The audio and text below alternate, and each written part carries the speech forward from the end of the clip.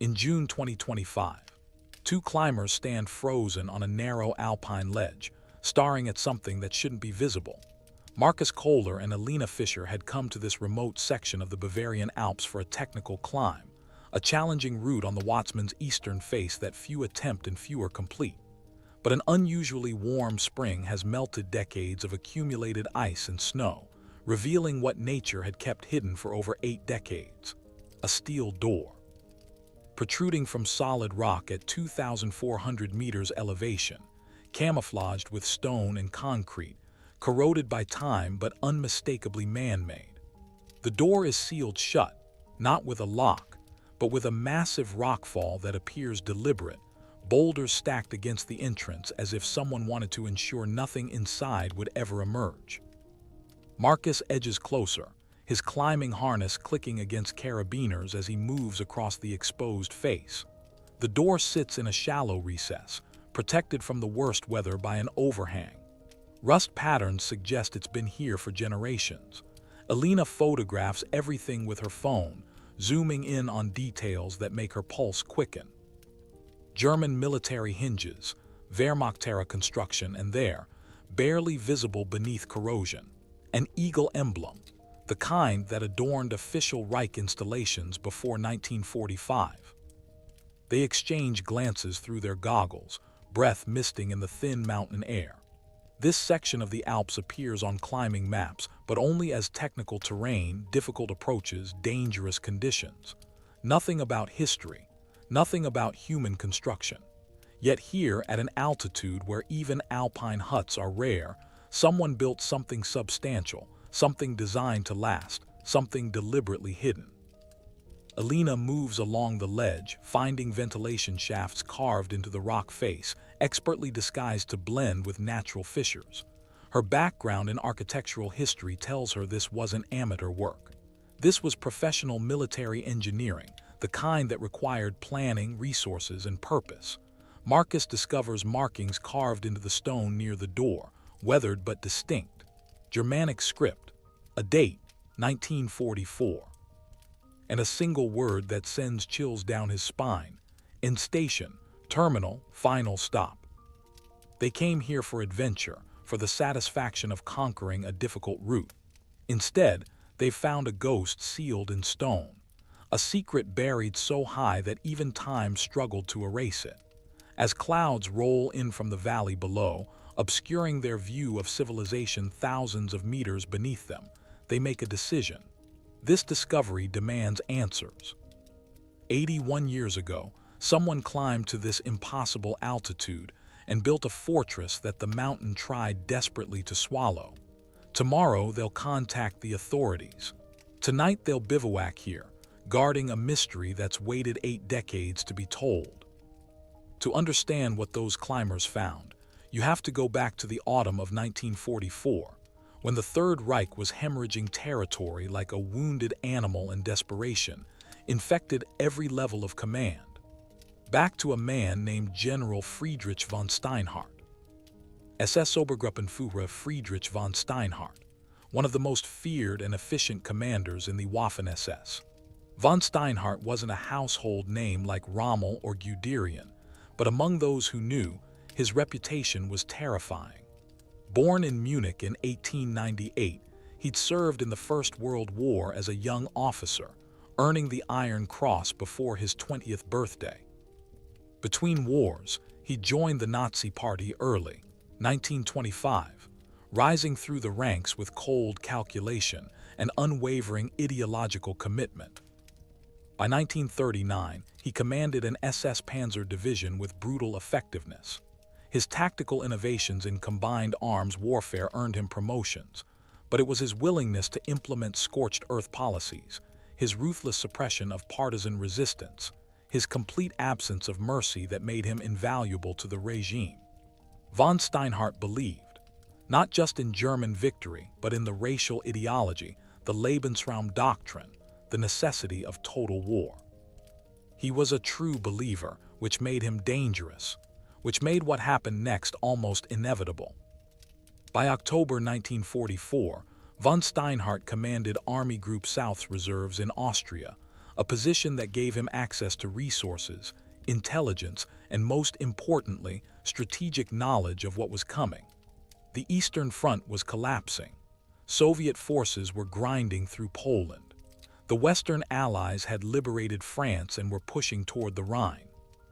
High-ranking officers were beginning to quietly position themselves for the aftermath, destroying evidence, establishing escape routes, preparing for the tribunals they knew were coming. Von Steinhardt did none of this. Or rather, he did something far stranger. Witnesses later reported seeing him in October 1944, meeting with select officers in private, requisitioning unusual supplies through back channels, studying topographical maps of the Bavarian Alps with obsessive focus. He traveled personally to mountain reconnaissance units, asking detailed questions about high-altitude survival, cave systems, remote locations unreachable during winter months. Then, on November 18, 1944, Friedrich von Steinhardt simply vanished. No orders left for his staff, no explanation to his superiors, no body found in the chaos of advancing Allied forces. He walked away from his command and disappeared so completely that the official record listed him as missing in action, presumed killed during Soviet advance. His wife in Munich received notification that her husband was lost. His two sons, both serving in Wehrmacht units, were told their father died a hero's death. The Allies, drowning in the final months of the war, had bigger concerns than one missing general among thousands of casualties. The world moved on, but Friedrich von Steinhardt hadn't died in combat. He'd done something that would remain hidden for 81 years, buried in stone and ice where the mountains keep secrets and altitude protects the desperate. October 1944. Germany is dying, but not quickly enough for those who see what's coming. Soviet artillery echoes across the eastern plains. American bombers turn cities into rubble. The 1,000-year Reich has maybe 6 months left, and everyone with clearance knows it. In a commandeered Alpine hotel outside Berchtesgaden, General Friedrich von Steinhardt sits alone in a locked room with a single folder marked with a Gothic E, Project Uikate, Project Eternity. The name carries weight among the true believers. Not evacuation, not escape, something else entirely. The ideology that sustained the Reich can't die with military defeat. It must be preserved, protected, hidden until the world is ready to accept what they know to be true. This is the thinking that creates monsters. This is the thinking that drives men to build tombs and call them temples. The plan had been conceived by an inner circle of SS officers, convinced that physical defeat didn't mean ideological death. Select commanders would be given locations, resources, and orders to establish hidden redoubts in inaccessible Alpine locations, places so remote that no Allied patrol would find them, places where small groups could survive indefinitely, preserving documents, weapons, gold, and most importantly, belief, waiting for the pendulum to swing back, waiting for the resurrection. Von Steinhardt receives his assignment. A cave system on the Watzmann's eastern face, 2,400 meters up, accessible only to expert climbers, invisible from the valley, protected by weather 9 months of the year. He's allocated a team of engineers, supplies for 3 years, construction materials specifically designed for high-altitude installation, and most crucially, documents. Records of operations in the East, lists of sympathizers across Europe, gold and artwork looted from occupied territories, everything needed to either bargain with or rebuild from. The timeline is impossibly tight. By mid-November, the team must be in place and the entrance sealed before winter makes access impossible and before Allied forces reach the region. Von Steinhardt works with characteristic efficiency, his movements deliberate, his face betraying nothing. He selects his team carefully. 8 men, true believers, Alpine specialists, those willing to vanish completely. He arranges transport through back channels. He studies weather patterns, calculating the precise window when they can reach the site and seal themselves inside before the mountain becomes impassable. On November 15th, 3 trucks leave Berchtesgaden under cover of darkness. 9 men total, plus von Steinhardt. They carry with them everything needed to survive and everything worth preserving: construction equipment, food stores, medical supplies, weapons, radio equipment, crates marked with cryptic designations containing documents and valuables, and a conviction that their sacrifice will be remembered as visionary patience rather than criminal cowardice. 3 days later, von Steinhardt's adjutant discovers his office empty, files destroyed, safe cleaned out. A single note remains: transferred to Alpine Defense Operations. Burn all records. The adjutant, himself preparing to flee westward, does exactly that. Within months, the Reich collapses completely. The war ends. But for Friedrich von Steinhardt and his team, hauling supplies up vertical rock faces toward a cave that will become their prison, a different kind of war is just beginning. One fought not with tanks and tactics, but with altitude and ideology. One that will consume them all. The problem with vanishing during the apocalypse is that your absence becomes statistical noise. When an entire civilization implodes, individual disappearances barely register. Friedrich von Steinhardt's vanishing act should have triggered investigations, launched manhunts, created legends. Instead, it was filed away as another casualty in a war that produced millions. The official Wehrmacht records, such as they were in those final chaotic months, listed SS Obergruppenführer von Steinhardt as present at his headquarters through November 17, 1944. After that, nothing. No transfer orders, no court-martial, no confirmation of death, just blank space where a general used to be. When Allied forces occupied Bavaria in spring 1945, they found fragmentary records and deliberate destruction. SS units had frantically burned evidence of atrocities, eliminated paper trails that might lead to prosecution. In that inferno of self-preservation, one missing general was barely noteworthy. By summer 1945, as the Allies compiled lists of wanted war criminals and missing personnel, von Steinhardt's name appeared on both. His command history suggested potential war crimes prosecutable at Nuremberg, but without a body or credible sightings, the investigation stalled. His wife Margaret, living in bombed-out Munich with their 2 sons, received no official notification beyond missing, presumed killed. She wrote letters to former colleagues, to military bureaus, to anyone who might know something. The responses were identical: no information available, likely killed during the Soviet advance, our condolences. By 1947, she stopped asking. By 1950, she'd moved in with her sister in Hamburg and stopped using the name von Steinhardt entirely. Too many Germans were trying to forget those years, to bury the past along with the bodies. The name faded. Von Steinhardt's sons survived the war, rebuilt their lives under their mother's maiden name, and never spoke of their father. Better forgotten. Better left in whatever grave the war had dug. Historians in the decades that followed occasionally encountered von Steinhardt's name in declassified documents. A footnote here, a mention in after-action reports there, but nothing suggesting mystery. Just another SS general who'd commanded, vanished, and passed into the archive of forgotten war criminals. No one connected the dots. No one asked why a general would disappear so completely months before the final collapse. No one imagined he hadn't died at all, that he was very much alive, thousands of meters above the valley floor, sealing himself inside a mountain with 8 men who believed the world would eventually vindicate their sacrifice. History moved on, but the truth was waiting, buried beneath rock and ice, for 2 climbers with cameras and an instinct that something wasn't right. The location has no official name on most maps. Locals in the valley town of Ramsau, 2,000 meters below, call it Teufelsbalken, Devil's Balcony, if they call it anything at all. It's a narrow ledge system on the Watzmann's eastern face, one of the most dangerous sections of the Bavarian Alps. Vertical rock rises another 1,000 meters above it. Sheer drops fall away beneath it. The ledge itself barely qualifies as climbable terrain, more a geological accident than a route. The Watzmann is legendary among mountaineers, the 3rd highest peak in Germany, notorious for claiming lives. The eastern face is particularly treacherous, offering few natural protections and maximum exposure to weather that can turn lethal in minutes. Temperature swings of 30 degrees in an hour, winds that exceed 100 kilometers per hour, fog so dense climbers have walked off edges they couldn't see. In winter, it's suicidal to attempt.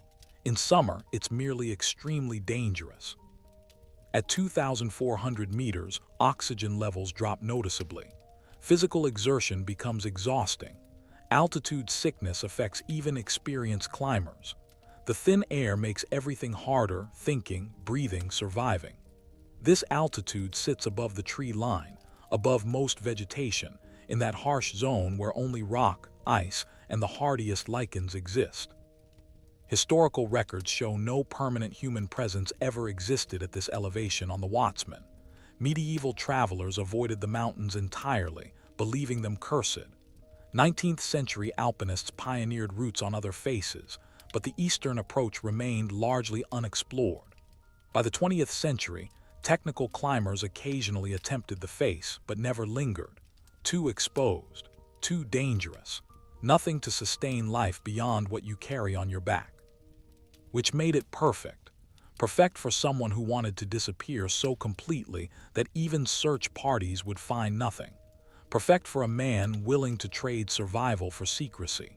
Perfect for building something that wasn't meant to be found for decades, if ever. Behind the Devil's Balcony, hidden from below by the angle of the rock face, a natural cave system penetrates deep into the mountain. Geological surveys from the 1990s noted its existence but marked it as inaccessible and uninteresting. Just another void in limestone, nothing special. But from the perspective of someone actually standing on that ledge, someone willing to bring engineering equipment to an impossible altitude, the cave offered something rare: shelter from weather, thermal stability, space enough to build, and isolation enough to stay hidden forever. In 1944, when Friedrich von Steinhardt first reconnoitered this location through binoculars from a lower peak, he must have recognized it immediately. Not as a shelter, but as a vault. A place where men and secrets could be sealed away, preserved like specimens in amber, waiting for a world that would never change the way he believed it would. The mountain didn't care about their plans. It had witnessed ice ages, tectonic shifts, millions of years of erosion. 9 men building a bunker inside its body, just another brief moment in geological time. The mountain would outlast them. It would seal their entrance with snow and ice. It would guard their tomb with altitude and weather, and it nearly succeeded. For 81 years, the Watsman kept its secret, revealed to no one, disturbed by nothing except climate change slowly melting the ice that had concealed a steel door. Until 2 climbers made a decision to attempt a route that existed on their GPS but nowhere in their guidebooks. Marcus Kohler isn't just a climber. He's a structural engineer who spends weekends testing his limits on vertical rock faces across Europe, documenting unusual construction in extreme environments. Alina Fischer teaches geology at Ludwig Maximilian University in Munich and has a side passion for World War II historical sites, particularly defensive installations. When they planned this climb, they expected nothing more than adrenaline and spectacular views. What they found instead triggers every professional instinct they possess. The steel door is wrong for this location, wrong era for any legitimate installation, wrong altitude for anything except a deliberate hiding place. Marcus runs his gloved fingers over the corroded surface, noting the construction method, the way hinges are anchored into solid rock with chemical bolts, technology available in the 1940s but rarely used at altitude. The rock fall blocking the entrance isn't natural. Natural slides are chaotic, random. This is deliberate, boulders arranged with intention, creating a barrier that would require significant effort to remove. Someone sealed this from the outside or just inside, wanting to ensure nothing emerged and no one entered. Alina maps the site with her phone's GPS, marking the door, the ventilation shafts, the entire ledge system. She photographs the eagle emblem, the Gothic script, the date carved into stone. Her academic background in wartime Alpine installations tells her this could be significant, possibly one of the legendary Alpine redoubt bunkers Allied intelligence worried about in 1945. Most were myths, but this is real. This is here. They try to clear the rockfall but quickly realize it's beyond their capability. The boulders are massive, wedged tightly, secured by decades of ice formation between them. Proper excavation would require equipment, permits, and organized effort. What's behind that door? A bunker, a cache, bodies, all of the above. Marcus photographs everything from multiple angles, making detailed notes about construction methods and materials. Alina collects samples of the concrete around the door frame, careful not to disturb more than necessary. They both understand what they're looking at, even if they don't want to say it aloud yet. This is a World War II installation, hidden, forgotten, completely absent from any historical record they've encountered. That night, bivouacked in their tent on a slightly wider section of ledge, secured to the rock face with multiple anchors, they make calls on their satellite phone. First to the German Alpine Club, who seem confused about why anyone would be on the eastern face this early in the season. Then to the Bavarian State Office for Monument Protection in Munich. That call gets transferred 4 times before reaching someone who actually comprehends the significance. Dr. Hans Beckmann, a specialist in World War II Alpine archaeology, listens to their description with growing intensity. His voice crackles across the satellite connection. Don't touch anything else. Don't attempt to open anything. We're assembling a team. Can you mark the exact GPS coordinates and descend safely? They can. They will. Because they both realize they've stumbled into something extraordinary. A ghost story written in steel and stone.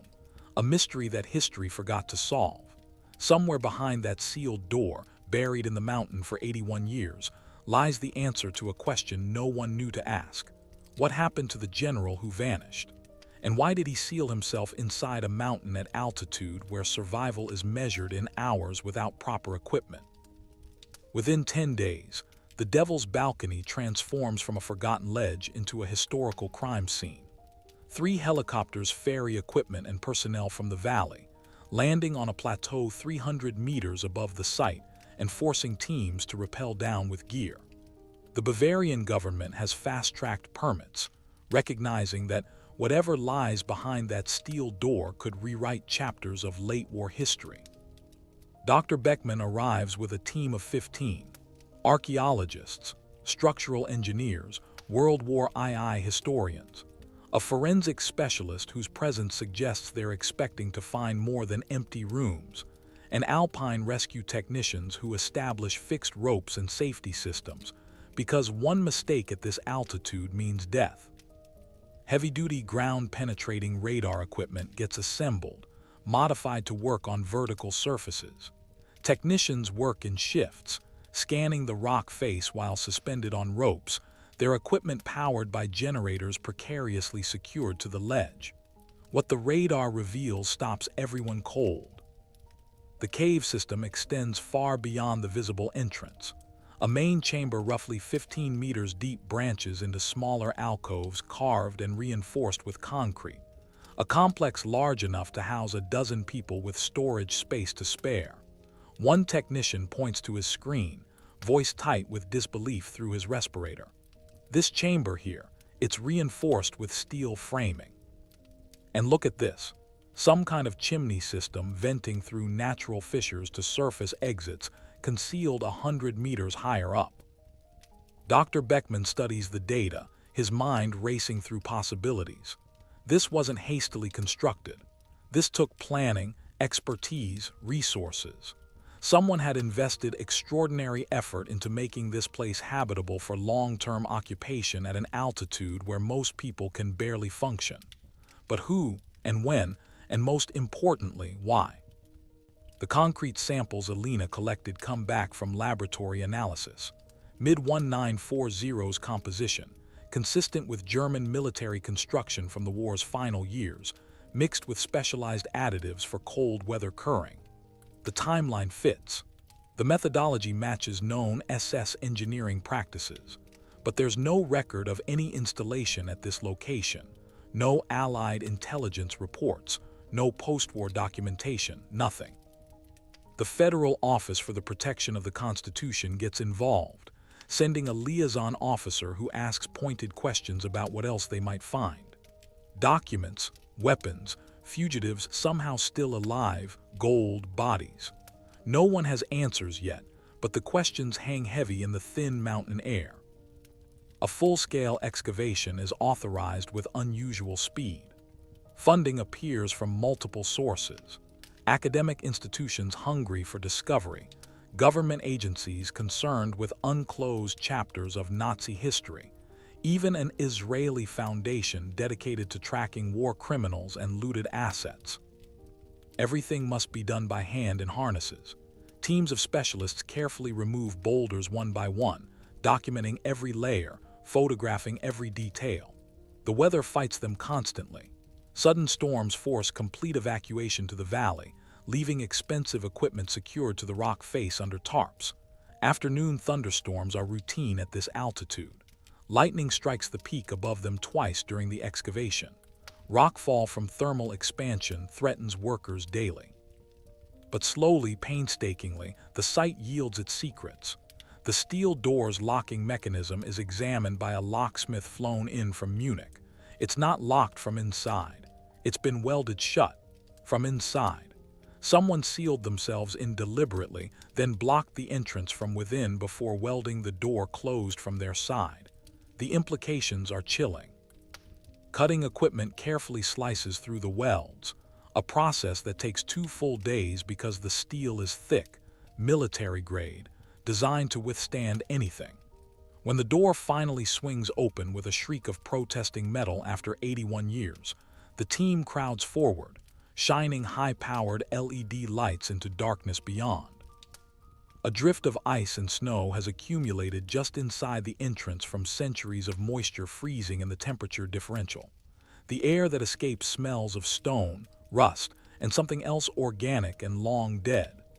Dr. Beckman volunteers to go first, strapping on a headlamp, respirator, and full safety harness.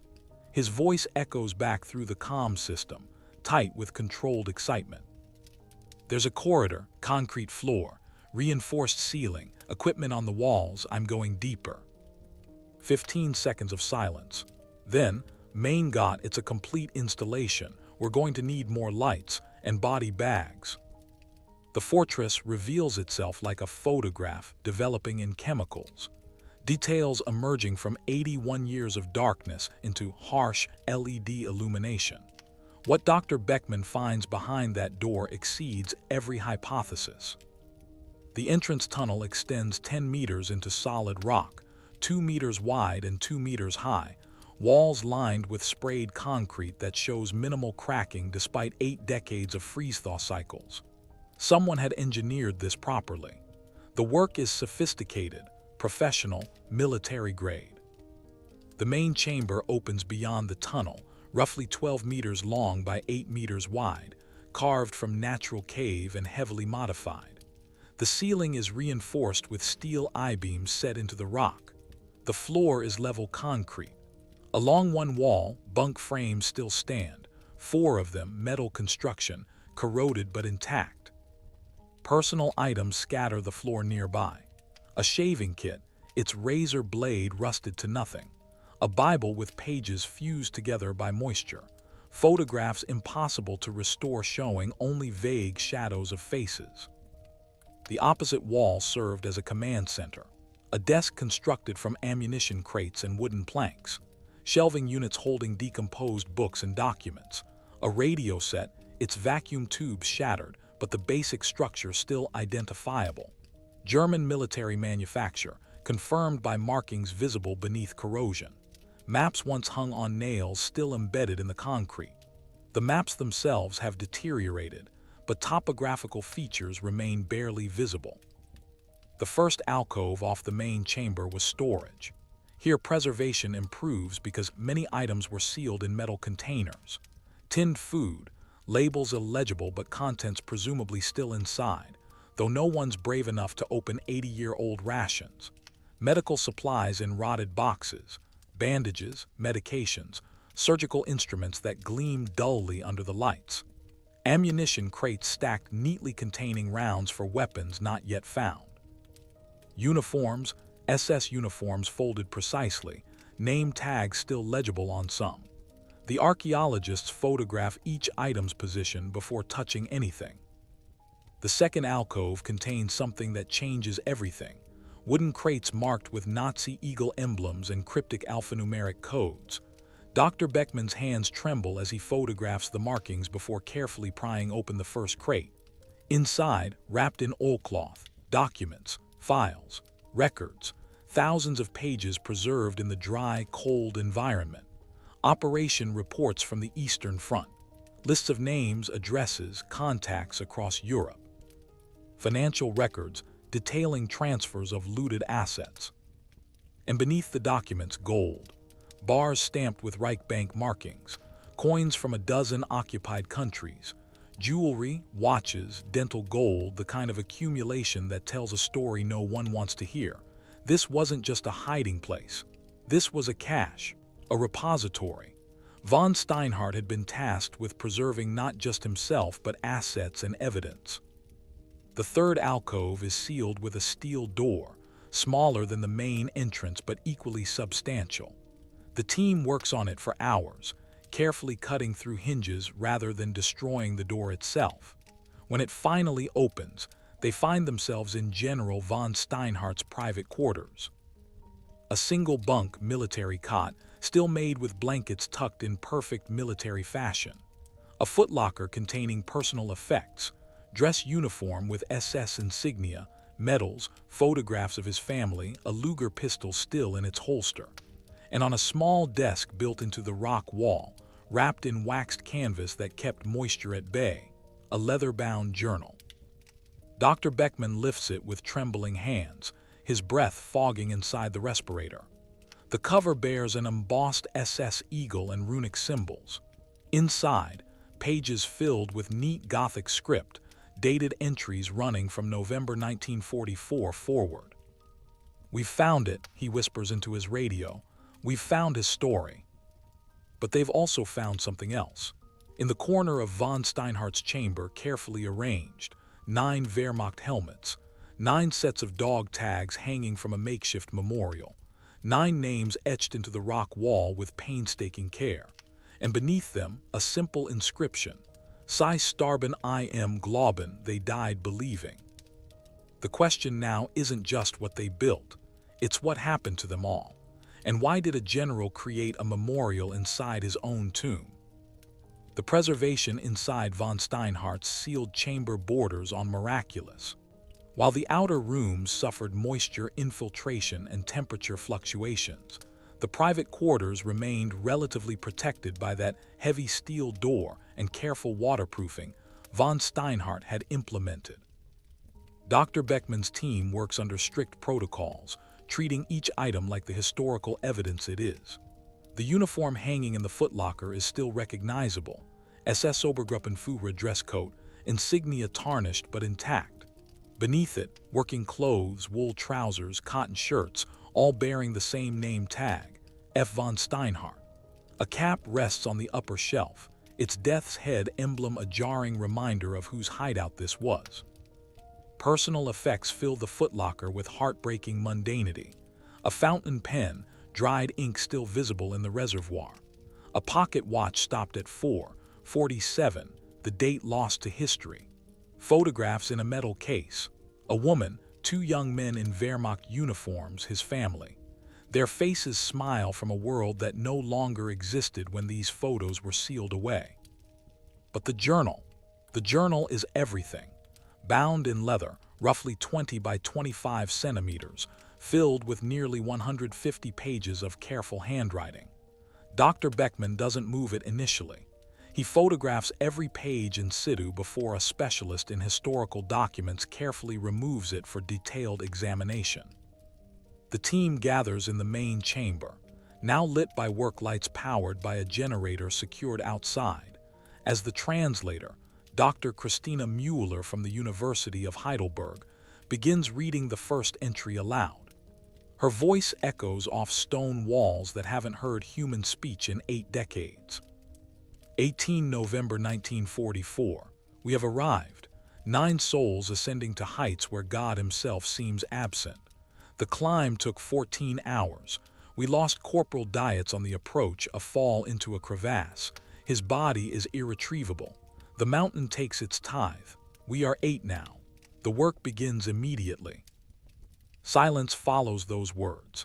Everyone understands they're holding something unprecedented.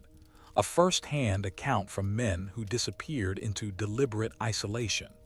True believers so committed they chose a mountain tomb over surrender. The entries continue chronologically, written in von Steinhardt's precise hand. Early pages describe the engineering challenge, expanding the natural cave, pouring concrete in sub-freezing temperatures, installing the ventilation system that drew air through natural fissures and expelled it through concealed vents higher up the mountain. The work was backbreaking at altitude where every breath is labor and every movement costs precious energy. Names appear throughout. Hauptsturmführer Klaus Richter, the second in command. Dr. Ernst Vogel, the physician. Engineering specialist Wilhelm Baumann, who designed the ventilation system. 8 names total, all volunteers, all true believers. Men who'd chosen altitude over accountability. The tone in early entries is determined, almost optimistic. Von Steinhardt writes about establishing routines, rationing supplies, maintaining discipline even in impossible conditions. He references the documents and gold they'd secured, believing these would fund or prove their commitment to some future resurgence.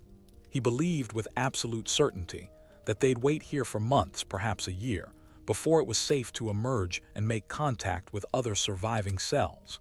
He believed the ideology would rise again. Dr. Mueller pauses, looking up from the journal with something like pity in her eyes. There are 18 months of entries here. Should I continue? Dr. Beckman nods slowly. Every word, we need to know what happened. What happened is written in ink that never faded, preserved in cold darkness, waiting 81 years for someone to read the story of men who built a fortress against reality itself. The full scope of von Steinhardt's mission emerges from the journal like a conspiracy made manifest. Dr. Mueller translates through the night, her voice growing hoarse as the entries paint a picture of fanaticism disguised as strategic planning. Project Uigkeit, Project Eternity, was conceived in late summer 1944 by a cabal of high-ranking SS officers who refused to accept that defeat was inevitable. The plan: establish a network of hidden caches across the Alps, stock them with loyalists, assets, and incriminating documentation that could serve as leverage. Wait. When the Reich fell, because even they acknowledged temporary defeat, these cells would remain dormant, preserving ideological purity until conditions favored emergence. Von Steinhardt's entry from November 20th, 1944 lays it out. We do not flee, we secure the future. History will remember us not as deserters, but as guardians who preserved what matters during the dark years. Our grandchildren will celebrate our foresight. The journal reveals that at least 5 other alpine sites were planned, though von Steinhardt only knew his own location. Compartmentalization was essential. If one cache was discovered, the others would remain hidden. Each site had a commanding officer, a team of specialists, and resources to survive 2-3 years. They'd monitor radio frequencies for coded signals providing new instructions. The signals never came. Von Steinhardt describes the early weeks, hauling supplies up vertical rock faces, working in shifts around the clock despite altitude sickness and exhaustion, completing the bunker's basic infrastructure within a month. He instituted strict discipline. Watches rotated every 4 hours, meals at precise times, mandatory physical training despite the thin air, weapons practice, ideological education sessions where they'd read from approved texts and discuss strategy for the inevitable return. Radio monitoring began in December 1944. They'd gather around the receiver, listening through static for coded messages.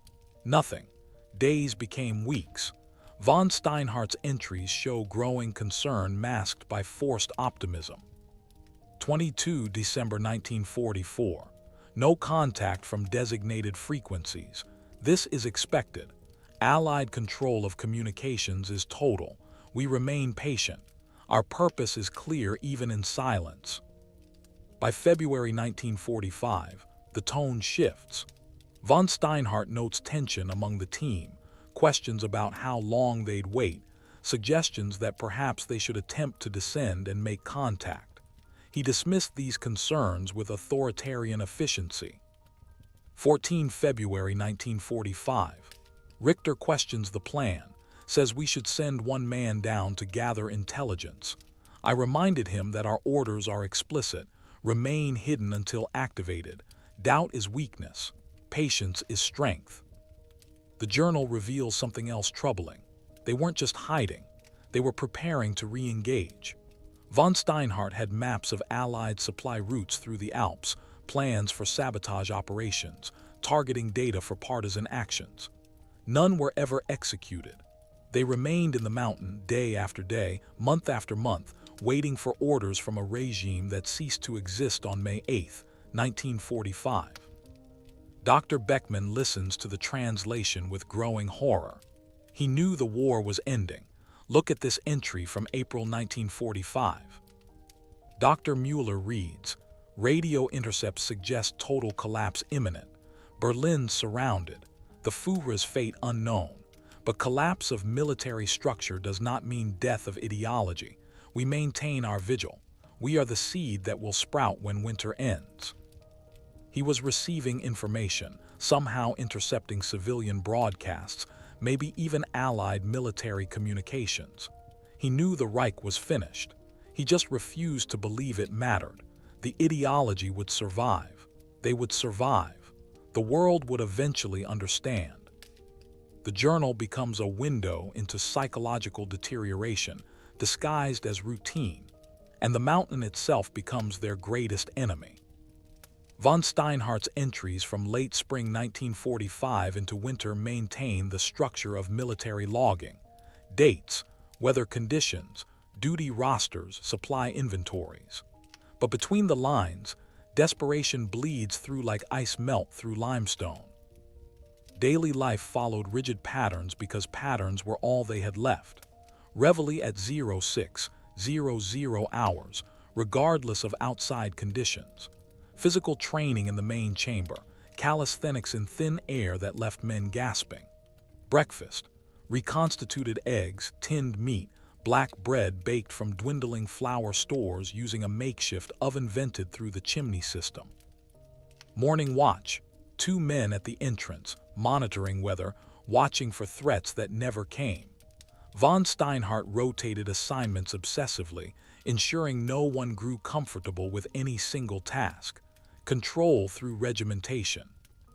Afternoons meant maintenance, checking the ventilation system, treating concrete surfaces against moisture infiltration, cleaning weapons that never fired except during practice. They inventoried supplies they'd already counted dozens of times. Anything to fill the hours between radio monitoring sessions. The radio became their religion, the static their prayer. Twice daily, they'd gather around the receiver, listening to designated frequencies, hopping for coded messages that would validate their sacrifice. Von Steinhardt writes about these sessions with painful detail. The anticipation, the crushing disappointment when nothing came, the forced cheerfulness as he'd remind his men that silence was expected. 8 June 1945. Baumann suggested we might attempt to send a message rather than simply receive. I explained again that transmission would reveal our position. We are to remain silent until activated. He understands, though I sense frustration. The isolation gnawed at them in ways von Steinhardt couldn't discipline away. They had books, military manuals, ideological texts, some technical references. These circulated endlessly. Men memorized passages from sheer repetition. Dr. Vogel, the physician, appears frequently in entries from this period. He treated injuries from the harsh conditions, broken fingers, wrenched backs, cuts that became infected. But increasingly, he dealt with psychological complaints. Insomnia, depression, anxiety, panic attacks triggered by the confined space and thin air. Von Steinhardt's response was predictable. 15 August 1945. Vogel reports continued morale issues. I reminded him we are soldiers, not civilians. Mental fortitude is a choice. Increased physical training should resolve these complaints. It didn't. The entries reveal small rebellions, fractures in perfect discipline. Richter, the second in command, began questioning decisions, respectfully at first, then with growing boldness. Why couldn't they establish contact with the valley? Why not send one man to gather intelligence? Why remain isolated when isolation was destroying them? Von Steinhardt rejected every suggestion, growing more rigid as challenges mounted. Food supplies became a constant anxiety. They'd planned for 2 years, rationed carefully, but by autumn 1945, the calculations looked grim. There was no fishing here, no hunting. Everything they consumed came from finite stores. Von Steinhardt ordered reduced rations, calculating they could extend provisions into late 1946 if everyone cooperated. Not everyone did. The journal reveals growing paranoia. 2 October 1945. Someone is stealing from our stores.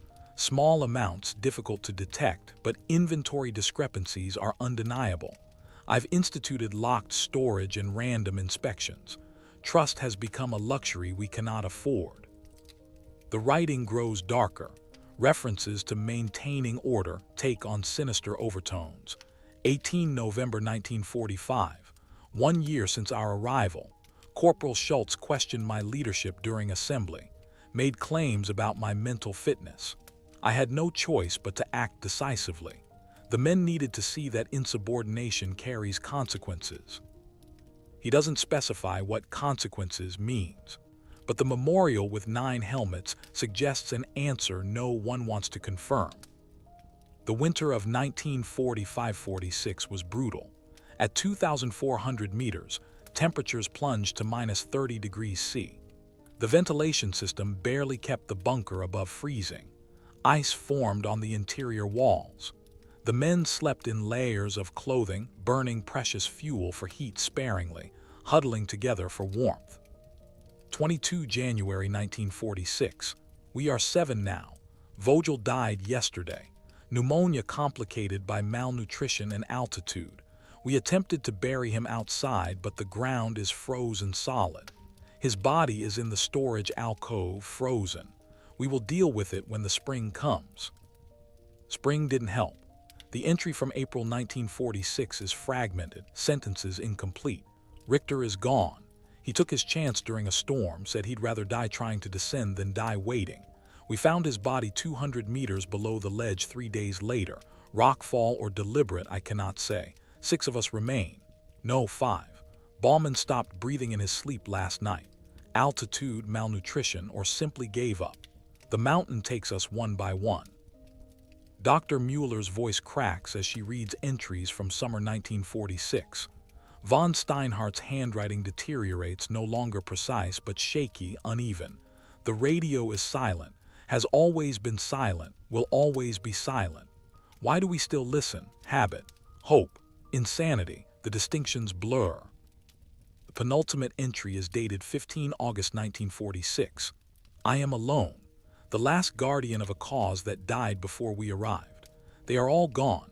Diets on the approach, Vogel to pneumonia, Richter to despair, Baumann to exhaustion, Corporal Schultz and Private Koch to accidents I did not witness but do not question, Sergeant Werner to infected wounds, and yesterday, Corporal Franzen simply laid down and did not rise again. I created a memorial for them. 9 helmets, 9 names. 9 believers who followed me into this tomb. I tell myself we were right. I tell myself history will vindicate us. I tell myself many things that sound like lies. Then comes 3 September 1946, the final entry. I am the last. The silence is absolute. I spend my hours in this chamber surrounded by documents that prove nothing and gold that purchases nothing, waiting for orders that will never come, serving a purpose that never existed. I thought we were preserving something valuable, but we were preserving poison. The ideology we served was disease. The Reich we believed in was delusion. And we chose to seal ourselves in stone rather than admit we were wrong. I think of Margaret, my sons. They believe I died a hero's death in combat. Better that than the truth. Better they remember a lie than know I starved myself for a cause that deserved only to be forgot. This is my last entry. The air grows thin. Or perhaps I simply tire of breathing. The mountain will take me as it took the others. We came here to hide until the world was ready for us. But the world moved on. And we stayed here, frozen in time, frozen in belief, frozen in death. If someone finds this decades from now, know that we were wrong about everything. Ideology is not truth. Certainty is not strength. We built a fortress and became its prisoners. The mountain wins. It always does. The page ends there. No signature. No date beyond September 3rd, 1946. Just silence. The journal provides testimony. The mountain yields proof. Dr. Beckman's team begins the grim work of searching for human remains, guided by von Steinhardt's entries and the logic of desperation. They find the first body in the storage alcove, Dr. Vogel's frozen corpse, remarkably preserved by the constant sub-zero temperatures, still in uniform, still recognizable after 79 years. The forensic anthropologist Dr. Schneider examines the remains with clinical precision. Cause of death: pneumonia complicated by severe malnutrition. The lungs show scarring. The bones are light, porous from scurvy. Outside the bunker, secured to the rock face by safety lines, they find Richter's skeleton 200 meters below the ledge.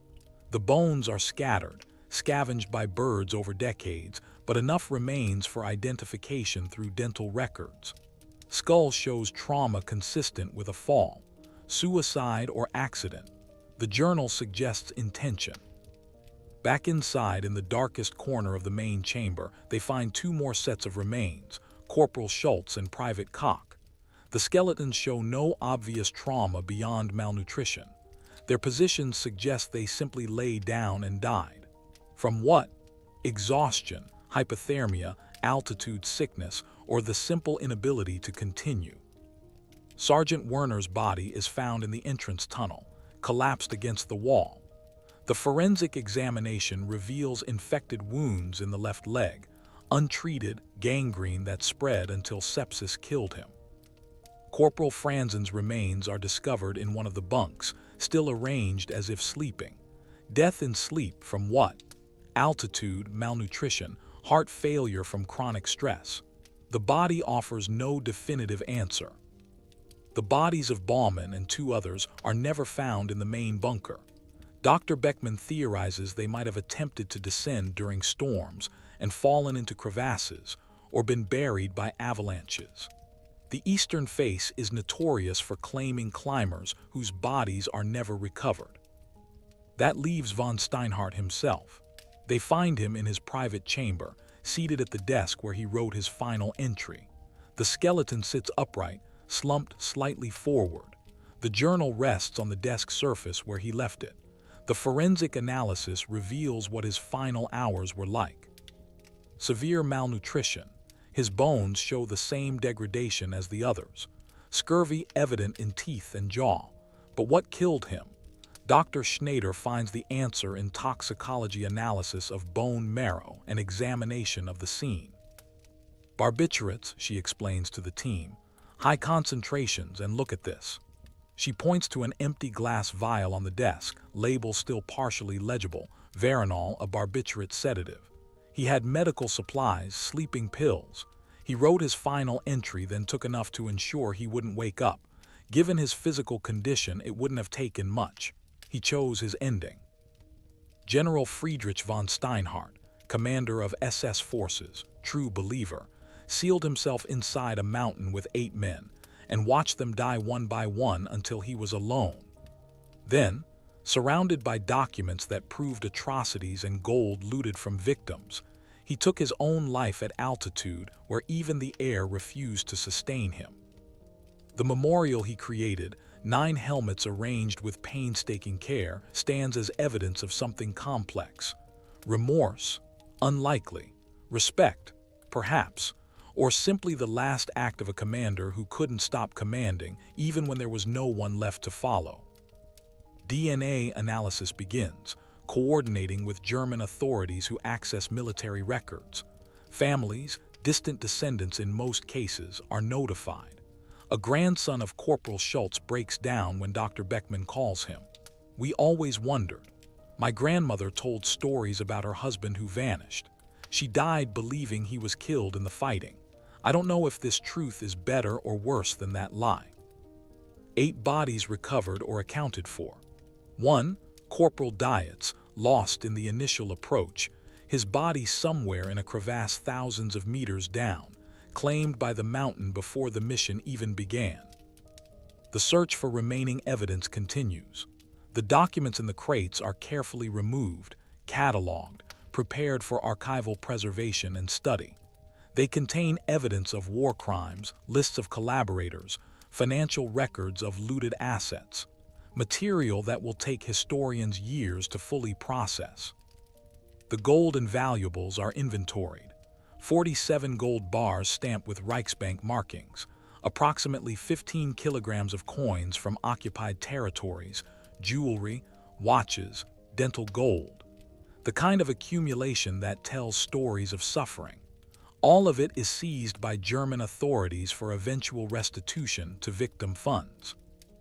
Dr. Beckman stands in the main chamber, looking at the bunks where men slept and died, the radio that never received the messages they desperately wanted to hear, the memorial to belief that killed them all.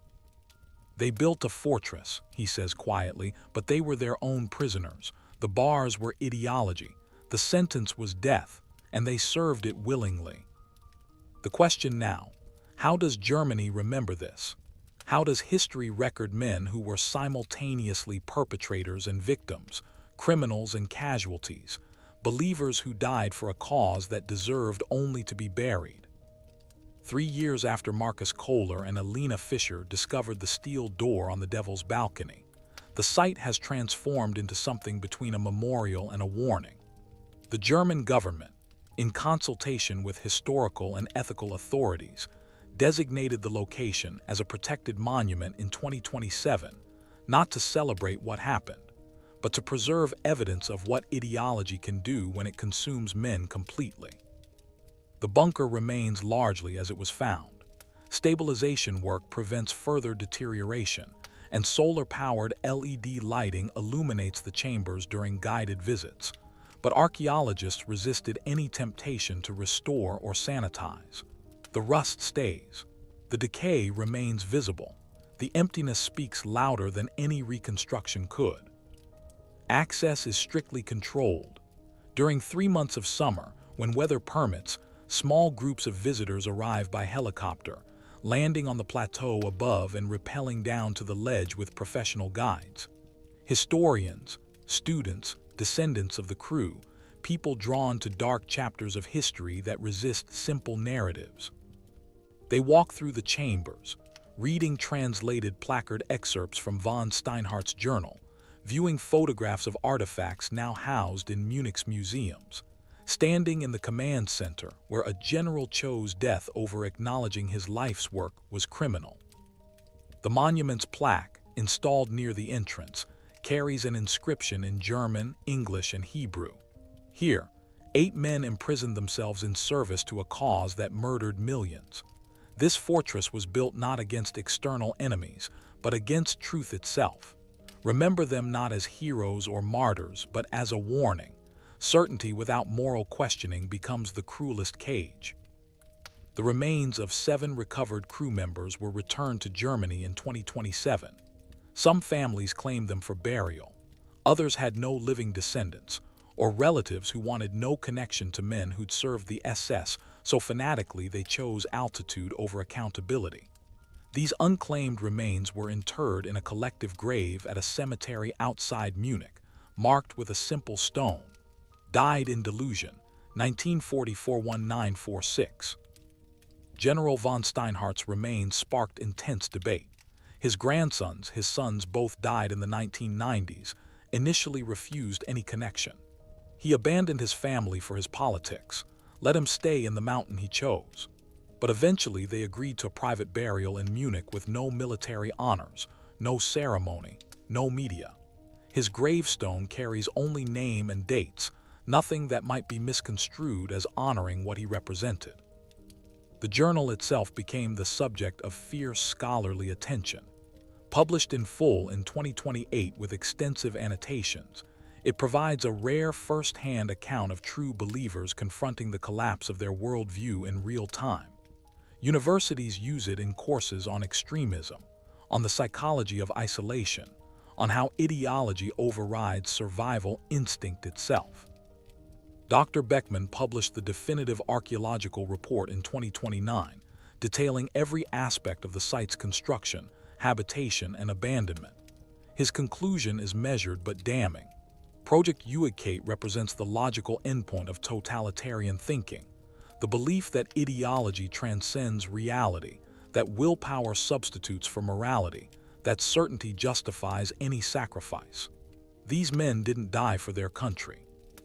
They died because they couldn't imagine existing without a cause, even after that cause revealed itself as genocidal.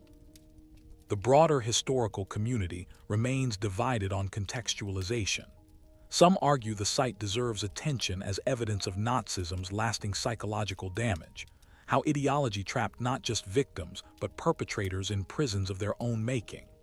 Others worry that any attention, even critical, risks romanticizing what was fundamentally pathetic. Men so lost in delusion, they starved themselves on a mountain rather than face the world they'd helped destroy. What's undeniable is the site's power as a physical space. Visitors describe overwhelming claustrophobia in the bunker despite modern lighting and open access. The concrete walls press inward. The silence, broken only by wind whistling through ventilation shafts, carries weight. You can feel the isolation these men endured, the slow suffocation of hope, the grinding despair of waiting for meaning that never arrived. The Watchman itself remains unchanged. The eastern face still battles storms and ice. The Devil's Balcony still terrifies climbers who attempt it. Nature continues its patient work, slowly erasing evidence of those 2 years when men tried to impose order on wilderness that recognized no authority but geology and time. Marcus and Alina occasionally return to lead specialized tour, sharing the story of their discovery. "We almost didn't climb that day," Marcus tells visitors. "Weather looked marginal. We almost chose a different route." Makes you wonder what other secrets are still up there, sealed in stone, waiting for someone to find them. The answer, probably many. The Alps are full of forgotten places where forgotten people did forgotten things. Most will stay hidden forever. Some, like the Devil's Balcony, yield their secrets when conditions align, when the right people with the right knowledge happen to be in the right place at the right time. General Friedrich von Steinhardt vanished in November 1944, and history forgot him almost immediately. For 81 years, his story remained sealed in steel and stone, known only to the wind and the ice, and the bones scattered through a bunker that became a tomb. Then 2 climbers with cameras and curiosity pulled that story back into light, giving voice to men who'd chosen silence, documenting a tragedy that played out with no witnesses except the participants themselves and the indifferent mountain. The fortress on the Watchman stands now as a monument to a truth. Ideology sustained by certainty alone becomes a grave. The air von Steinhardt wrote about, the air that grows thin, wasn't just altitude. It was the deliberate suffocation of reason in service to belief, the willing blindness that let 9 men seal themselves in stone and die there rather than admit they'd been catastrophically wrong. The mountain kept their secret for 81 years, but mountains have no loyalty to human narratives. Eventually, climate changes, ice melts, steel appears where it shouldn't. Eventually, truth surfaces, even when buried under decades of stone and snow and willful forgetting. The mountain wins. It always does, von Steinhardt wrote. He was right, but not in the way he imagined. The mountain won by preserving evidence of their failure, by refusing to completely erase what they built, by holding their story until the world was ready to hear it not as vindication, but as warning. And we're left to decide what that warning means, what lessons it teaches, whether remembering serves purpose beyond ensuring we recognize what happens when certainty becomes prison and ideology becomes death. The Devil's Balcony offers no easy answers, only evidence. The rest, the meaning, the lessons, the legacy, that's for the living to determine.